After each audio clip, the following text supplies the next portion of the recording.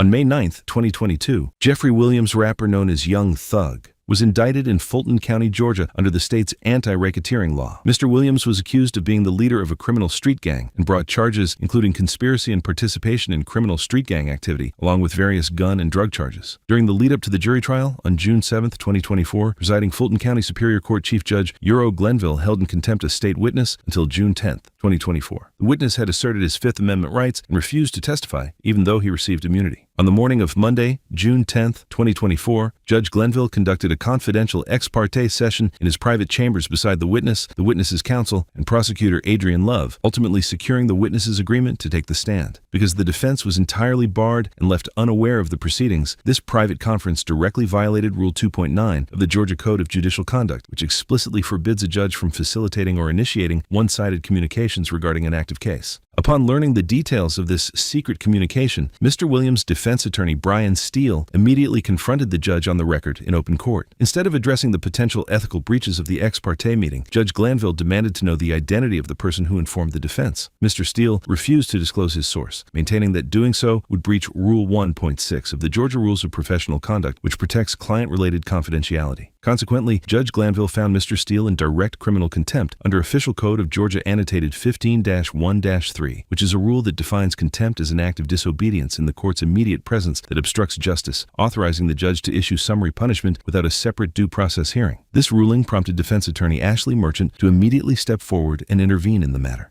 Is it criminal contempt that you held him in? Yes, ma'am. Okay, and you said you had a hearing earlier today. No, and with criminal contempt, I told him what the contempt was, and that was he refused to tell, order of the court. If counsel, as you know, if the court orders you to do something and you don't, that's criminal contempt. So I've asked him several times, please just tell me who it is that told you. I didn't ask or inquire about anything that was said. I just want to know who it was. Okay. Because he's got too much detail of this particular alleged conversation for the court to be concerned about it. So, and Judge, since it is a criminal contempt, he is entitled to due process. He's entitled to a hearing, entitled to an actual show cause, entitled to the allegations actually written, entitled to a witness list. We're entitled to present our own witness list and notice of that. Criminal contempt is different. It is on the spot. So he's gotten the due process he's going to get. That's on the spot. I told him. Plus, he's had all day to tell me who it is that is it. So a little different, Ms. Merchant. I'm going to disagree with you, but well, and okay. Judge, just for the record, it's that's direct. So what you're holding him in is in direct criminal contempt. Yes. The issue with the direct criminal contempt is whether or not to actually hold a hearing now, whether or not it needs to be held immediately. And the problem is, if you hold him in direct criminal contempt, as you're saying that you did, you are a witness to that proceeding. And so it has to be referred to another judge. Doesn't require recusal. You actually have to sua sponte send it to another judge because you are a witness to the proceeding. Show me the case law that says that, Ms. Merchant. It is Henry McClarty. It's 152 Georgia App 399. And it says that is one of the cases. Also, two other cases, Henry Adams, 215 Georgia App 372. Well, 1 second. I'm not the only one here. There's quite a few other lawyers that want to be present in the court. There's about 20, 25. The challenge is I have space allocations, as I told you.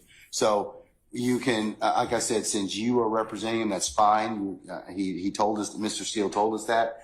Anybody else, because I have security concerns as well, and we have to vet people to come in, then they can go to 8H, and they can certainly watch the proceedings from there. Okay. And Judge, for security purposes, they're all attorneys. They're all members of the bar. I can give you all their names. They still would have to be searched and still would have to be subject to the court's protocols. And also, there's room in the jury box, and then there's room in the courtroom. So we would ask that they be allowed to. I don't want them in my jury box. Okay. No. I understand. May one additional attorney come in, then Alex Susser. And we're here on behalf of Gactel for our strike force. He is the chair of the strike force. I'm the president of the Georgia Association of Criminal Defense Lawyers and also a member of the strike force. So can he come in as another attorney co-counsel? Yeah, certainly may, sure. Great. Alex Susser. Hasty's conduct didn't rise to a level that necessitates warrant summary contempt by the court. That's the difference with Hasty than in this particular case. So, and I distinguish your two cases that you've given me thus far. Oh, those were only the initial two. I had a couple others. Okay, go ahead. Ms. Merchant asked Judge Glenville to clarify if the proceeding involved criminal contempt, which the judge confirmed based on noncompliance with a court order. Because Mr. Steele faced a criminal contempt charge, Ms. Merchant argued he was entitled to constitutional due process, the guarantee of fair legal procedures and proper notice. Under In re McClarty in 1979 of the Court of Appeals of Georgia, good faith legal advocacy is protected, guaranteeing a party the right to a formal show cause order and a witness list to prepare a proper defense. To ensure these protections were met, Ms. Merchant raised the matter on the record before the judge in open court, asserting Mr. Steele's right to an actual show cause order and witness list. In re Hasty, 1994, a defendant is entitled to a separate hearing before a different judge unless the underlying conduct constitutes an immediate emergency that obstructs justice. In distinguishing the precedent on the record, Judge Glenville alleged that Hasty applied strictly to summary contempt involving active courtroom disruptions. Because Mr. Steele's passive refusal persisted over an extended duration rather than manifesting as an emergency disruption, Judge Glenville held that Hasty's procedural requirements were inapplicable in this case. And Judge, so there's a couple different issues. First, the question is whether or not you need to have that hearing now. I know you're saying that you had the hearing earlier, but regardless, he was entitled to have an attorney at that point, and he didn't have one. So the question is initially whether or not you even need to hear this now. And some of the cases I've cited, along with some others, say that a summary proceeding is not necessary in a case like this. And the best evidence of that is the trial has continued. It has not stopped this trial. So for you to hold a summary hearing of direct contempt, the court has to be able to state how this interferes with your ability to administer justice in this case. I can tell you, because it is a violation of the sacrosanct nature of the court's ability to hold ex parte conversations without those being broadcast to other people, and as to how that information was disclosed. That's a real problem. That's why it's of such an issue for the court at this point in time. Judge, Mr. Steele has a right to make a motion like this. If there were ex parte, he does. I'm not saying anything, but but he's kind of put himself in the particular position he's in. No, Judge, I don't agree. I'm going to disagree with you, okay? I believe that the court has put him in that position. No. He cannot be held in the law states, McClarty, which I cited to you earlier. And it's true that direct summary contempt, which arises in the presence of the court, intends to scandalize it and or hinder or obstruct the orderly process of the administration of justice. The preservation of order and decorum of the court is exempt from due process requirements of notice and hearing. That's even Moody, goes back to 1974. So I believe that Mr. Steele's, he can file whatever motions, but his particular actions in this case, I just want to know who told him this. That's all. I'm not asking him to release or otherwise tell any conversations, but I just want him to tell me that. And Judge, so that's what you want, but that does not conflate to a contempt. Your desire for him to answer your question does not mean that you have the power to hold him in contempt. So you can come into court, Mr. Merchant, and not answer a question of the court and not be held in contempt? If it's a question that the court is not permitted to ask, yes. Okay, well, this is a question the court's permitted to ask. And it's our position, if we had a hearing, we could explain to the court why he is not required. First of all, the court accused him of eavesdropping. That is a crime. He has a Fifth Amendment privilege against answering those questions. Rule 1.6 protects all confidential information that is gained not from your client, but in representation of your client. He has the ability to protect that information. But we don't even need to get there, because he can't be held in contempt, and you can't threaten him with contempt for presenting a motion in good faith. He presented a motion in good faith that he believed there were ex parte communications. You are a witness to that, because it's my understanding that you were part of those ex parte communications. They can't be ex parte if you weren't part of them, by nature. Okay. Well, you have to be involved. Therefore, you have to be a witness. So you are a witness. You cannot also but you got the information. information. But here's the thing. You got the information allegedly from an improper methodology. I'm not saying that he eavesdropped. Okay. I said that one of the things is it's either one of two ways. He either eavesdropped, which I don't believe he did at all. I don't believe that for a minute. But I do believe that somebody did tell him what was the sum and substance of the court's conversations, and that would not be permissible. Judge, let's just back up for a second. He makes a motion because he has reason to believe that there were ex parte communications made. The court has a duty, if there are ex parte communications made, to alert counsel. He shouldn't have had to learn it from wherever he learned it. I think that he caused that particular circumstance. I think that he had a conversation with somebody and he got some information that he shouldn't have had to begin with.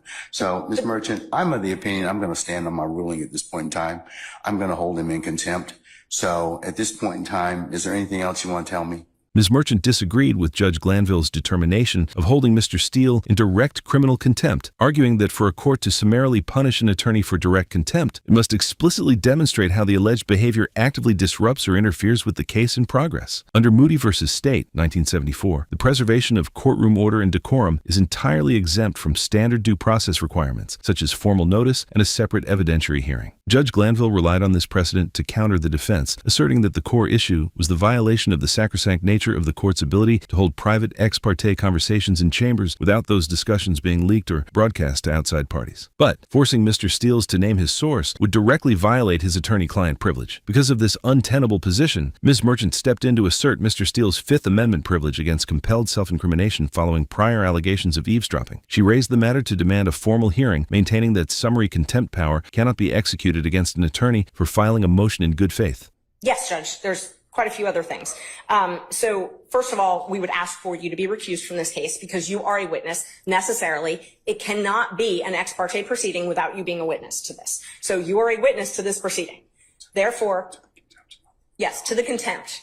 To the contempt. You are a witness to the contempt. So you have now, and if it's criminal, which is what you're saying it is, Mr. Steele is entitled to all the same due process rights that Mr. Williams and every other defendant in this courtroom is entitled to. He's entitled to those. One of those is to have a fair and neutral judge decide his case. One of those is to have a judge who is not also a witness in the proceeding deciding whether or not he's in contempt. This needs to be heard by a different judge. And he has the right to subpoena witnesses. He has the right to an attorney. He has the right to due process, notice, a show cause hearing, notice of the alleged violation, whatever rule it is that that the court believes, and a hearing where he can call you as a witness. You can testify. You are necessarily a witness. You can't, for it to be ex parte, you have to be a witness. It can't be both ways. I'll let an appellate court decide that. So, anything else? No, we'll file a notice of appeal. Okay. And we need to have the order reduced in writing as well. I'm going to do that right now. I will state for the record at this point in time that Mr. Steele has in fact, or has filed, and I will note this as part for the record. In this case, he has filed a motion to set aside the contempt. He's filed a motion for a supersedious bond, and he's filed a notice of appeal, all of which I will include as the next court's exhibit in order. But I'm reducing the contempt to writing. And I mentioned earlier, he can purge himself of the contempt just by telling me who it was, and he can do that this evening. He can do it right now. He can do it at any point in time. If not, I'll revisit the circumstance on Friday. And Judge, we would ask that you grant a bond. At this point, grant him a bond on that issue. You don't get a supersedious bond on a criminal contempt, though. You can grant him a bond. No, you don't get one on that one. The civil is the one that you can hold him until he complies with the order. And I'm sorry, I think in just the case law on that is in Ray Hughes. Hold on. The supersedious bond requirement does not apply in the contempt in the presence of the court during the progress of a proceeding, OCGA 5-6-13 Bravo. So you don't get a supersedious on that, on a criminal contempt, respectfully. So Judge, just to clarify, it's your ruling that this is a criminal contempt that Mr. Steele has committed, not a civil indirect contempt. That's correct. The judge, that's the reason I'm asking is because the N. Ray Hughes case, which is a 2009 Court of Appeals case, 268, Georgia Appeals 66, lays out the distinction, as does the Ramirez case. There's a case that in fact is, I do you one better, sir. In fact, there is a recent pronouncement out of our appellate courts. And Judge, I'd just like to point two things out. The statute that you were citing about the supersedious, it only says it's not mandatory. You still have discretion to grant him a supersedious bond. The other, I'm not going to grant him a supersedious bond. and so you definitely have the discretion to grant him a supersedious bond. The other issue is if it is a criminal contempt and you are finding him guilty of criminal contempt, then we have to have a sentence imposed. Now, civil is where you get to hold him until he complies. No, criminal is where you get to impose a sentence, maximum 20 days and $1,000 fine. So if you're going to incarcerate him under a criminal contempt, he's got to be sentenced. Mr. Steele's additional defense counsel, Alex Susser, questions Judge Glanville regarding the exact classification of the contempt charge under which Mr. Steele is being detained. Judge Glanville explicitly clarifies and confirms that the court is executing a direct criminal contempt order rather than an indirect civil one. A civil contempt is coercive and remedial. Its primary objective is to force an individual to comply with an existing court order. Because the goal is future compliance, the detention or fine ends the moment the individual obeys. On the other hand, criminal contempt is punitive and unconditional. It is imposed strictly to vindicate the authority of the court by punishing a completed act of disrespect or disobedience. Because it penalizes a past infraction rather than compelling a future action, the sentence is fixed and cannot be avoided or shortened by later compliance. The defense contends that Mr. Steele is entitled to a supersedious bond because Judge Glanville determined the matter falls strictly within the scope of a criminal conviction. A supersedious bond serves to stay the enforcement of a jail sentence while a ruling is actively reviewed by an appellate court. For this reason, it is arguable that under Official Code of Georgia Annotated 5613, Judge Glanville should exercise his inherent judicial discretion to grant the bond, since preserving the status quo is essential when an individual's immediate liberty is at stake. When he tells me what the basis of the conversation was, who, I didn't ask what, but he tells me that, then I can certainly, he purges himself of the contempt. Then that's civil, Judge. That's civil contempt. That's civil. Judge, and that's respectfully, I would point you to In Re Hughes, which stands for the same point of law. Civil contempts impose punishment as a means of coercing future compliance with the prior order of the court. Here, the prior order of the court presumably is that you have directed Mr. Steele to answer the question, to disclose the information as to who is his source for knowledge of this ex parte meeting that occurred earlier today. Criminal contempt imposes unconditional punishment to punish the act which has occurred in the past and cannot be purged. It is not capable of being purged, in which case what Ms. Merchant said applies, which is that there is a 20-day maximum sentence and $1,000 fine. It is, for all intents and purposes, a misdemeanor offense, Judge, which is why the enhanced due process protections apply to that. Now, Mr. Steele has indicated to us he does not believe that he can answer the question without violating his duty of loyalty and duty of confidentiality to his client. So he is being placed in a position where he's either going to jail or he's going to commit an offense that will put his license to practice law at risk. And that is an untenable position to be in. And Mr. Steele is a zealous advocate for his client, and he is simply trying to protect that duty of loyalty and duty of confidentiality, because if he answers your question, it is very reasonable to assume and likely that he will be facing a bar complaint that could result in a suspension or in the loss of his license. And so he's in a very, very difficult position where if we were able to have a full contested hearing with the benefit of witnesses and an impartial judge where you're a witness, then everybody could present their side of the story. And I'm not doing that. The reason being is because that takes away the whole point of criminal contempt, and that is you do something, the court tells you to do something, order of the court, and you don't follow it. I didn't ask him to do anything illegal, immoral, unethical. I just asked him to tell me. I know what the privilege is. The privilege is the conversation. I didn't ask him about that. I wanted to ask him about who, the person, okay, I'm sorry. Mr. Steele has indicated to us that he does not believe he can answer that question without also violating the privilege. Okay. And Judge, that's why we're trying to figure out if it's criminal versus civil. So the issue is you're picking and choosing. You're saying, well, you get the bad side of criminal and no bond, but I really am actually trying to punish you civilly, which is when you hold someone until they comply. Okay, let me think about it just a second, okay? I'm gonna take 5 minutes out, I'm gonna think about it. Thank you. Okay, all right.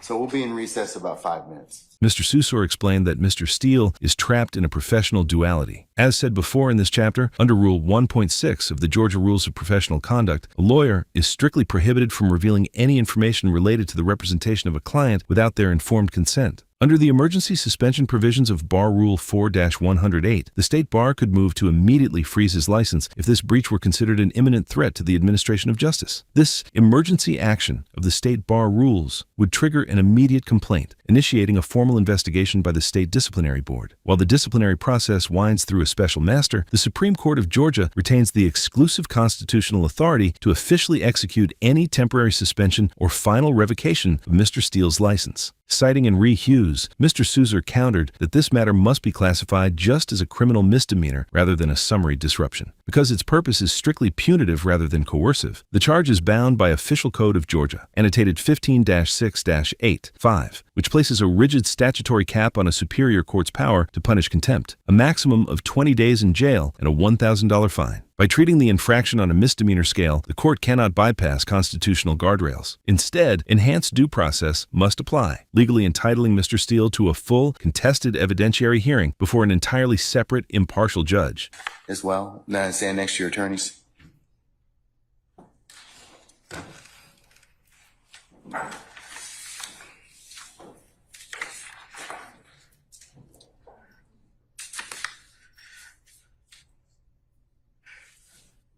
Okay, Ms. Merchant, Mr. Steele, and I apologize. Mr. Susor, Judge. One more time? Susor. What, spell your last name for us? Susor. Sierra, Uniform, Sierra, Oscar. You're a good man. Good man. Okay, all right. Okay. All right. Thank you, sir. Okay, Mr. Susor as well. All right, counsel, I've made a clarification to the order of contempt. Mr. Steele, I am going to hold you still hold you in summary criminal contempt, pursuant to OCGA 15-1-3, subpart 3, for your failure to comply with my earlier order today. I'm going to order that you be taken into custody, incarcerated in the Fulton County Jail for no more than 20 days for this contempt. Those 20 days consisting of every weekend for the next 10 weekends. And you'll be reporting to 901 Wright Street Northwest, Atlanta, Georgia, 30318 at 7 p.m. on Fridays. You'll be released on 7 p.m. on Sundays. And it's to commence this Friday, June the 14th at 7 p.m. and not to end until Sunday, August the 18th at 2024, 7 p.m., subject to further order of this court. And that will be entered and e-filed, and you may take whatever steps you and your counsel deem appropriate after that. Okay? Judge Greenville still held Mr. Steele in contempt after the discussion took him to custody, where he would be incarcerated for 20 days. Immediately following his sentencing, Mr. Steele sought appellate relief, securing an emergency stay from the Georgia Supreme Court that paused enforcement of the sentence. In October 2024, the High Court reversed the contempt order entirely, ruling that Judge Glanville should have recused himself due to his personal involvement in the dispute. Consequently, Mr. Steele was never required to serve any jail time. Additionally, on July 15, 2024, Fulton County Judge Rachel Krause removed Judge Glanville from the trial in response to defense recusal motions, assigning Judge Paige Reese Whittaker to preside over the case going forward. On October 31, 2024, Mr. Williams pleaded guilty to 1 gang, 3 drug, and 2 firearm charges, and no contest to another gang and a racketeering conspiracy charge. He received a 40-year sentence, which mostly was suspended, with his initial 5-year term commuted to time served. He is now on 15 years of probation and faces up to 20 years in prison if he violates its terms. This proceeding highlights a fundamental doctrinal conflict among criminal contempt, civil contempt, and judicial authority. When a contempt charge involves elements of coercive compliance and simultaneously triggers a punitive sentencing, the caution and procedural awareness of the court must be heavily reinforced. Ms. Merchant and Mr. Susor argued before Judge Glanville to demonstrate how this hybrid ruling created a severe procedural conflict. A lawyer cannot be placed in an untenable position where they face punishment regardless of the choice they make, especially when the initial breach of lawful procedures was caused by the court's own ex parte meeting. By highlighting that Mr. Steele has a strict ethical duty to protect the identity of the person who gave him the information about the ex parte meeting, Ms. Merchant and Mr. Souza explained why the court could not require this answer from Mr. Steele or coerce him with punishment without affording him standard procedural due process. Ultimately, this legal process underscores the delicate equilibrium the justice system must continuously maintain among the exercise of judicial authority, the preservation of professional legal ethics, and the fundamental mandates of due process necessary to guarantee both procedural equity and the perception of fairness. Comment below if there is a case that you would like us to cover. Thank you for watching, and don't forget to subscribe to see more case analysis.